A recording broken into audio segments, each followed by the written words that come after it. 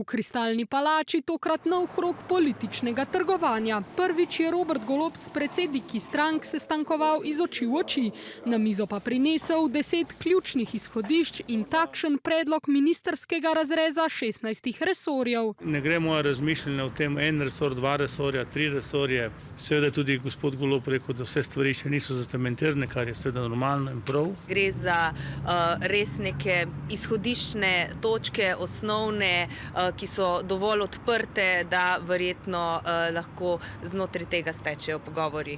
Logar se je kameram sicer izognil, nato pa prek družbenih omrežij sporočil: Robert Golob ima zanimivo pogajalsko taktiko. Deli resorje, še preden imamo koalicijski sporazum, vztraja naprej z Levico v vladi, čeprav smo demokrati jasno povedali, da zaradi programskih razhajanj v taki vladi ne moremo sodelovati, in ministrske položaje ponuja tudi Novi Sloveniji, ki pa zaenkrat sploh ni za skupno pogajalsko mizo. Pogajanja bodo zagotovo dolga, tako kot smo napovedali že večkrat, kot je tudi naš predsednik napovedal.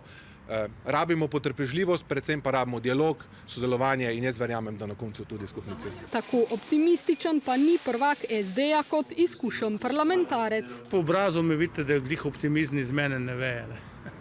Jaz ta moment vidim, da lahko desna sredina brez problema sestavi vlado.